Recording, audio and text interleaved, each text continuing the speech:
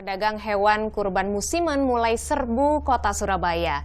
Dan mengantisipasi aktivitas jual beli hewan kurban di pedestrian dan badan jalan, pemerintah kota berlakukan aturan penjualan hewan kurban harus dilakukan di atas lahan. Pedagang hewan kurban musiman mulai terlihat di sudut-sudut kota Surabaya, di kawasan Semolowaru salah satunya.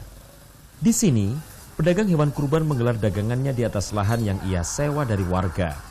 Untuk 20 hari, pedagang harus bayar uang sewa sebesar 35 juta rupiah.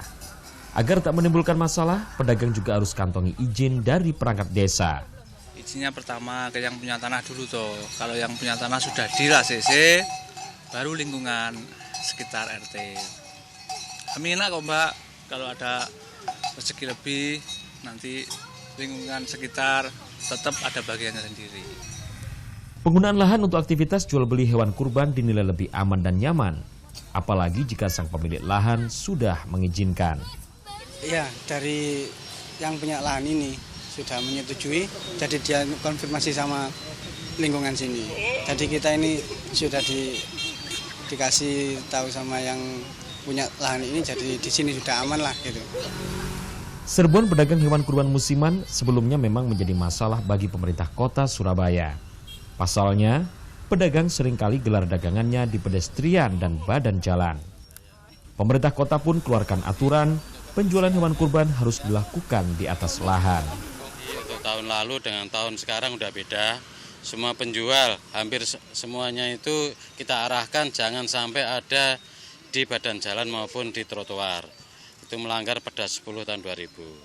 Jadi semuanya saya himbau agar menempatkan hewan-hewan kurbannya pada tempatnya, yaitu di dalam, maupun dia harus sewa lahan seperti yang sekarang ini, sewa lahan. Jadi tidak mengganggu pejalan kaki maupun pengguna jalan lainnya.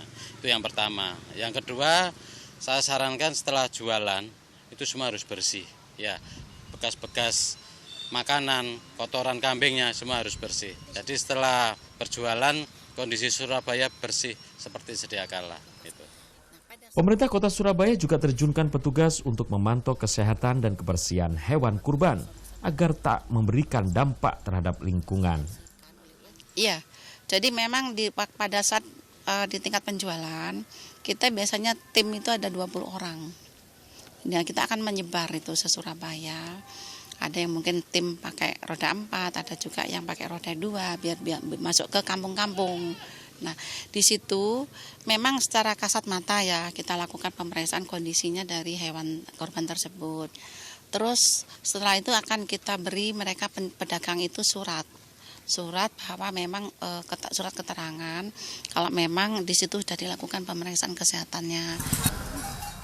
Pemerintah kota Surabaya juga tak segan-segan jatuhkan sanksi kepada para pedagang hewan kurban musiman yang kedapatan masih melanggar aturan, yakni berdagang di pedestrian maupun badan jalan. Nita Liana, Maesa Nugraha melaporkan untuk NET.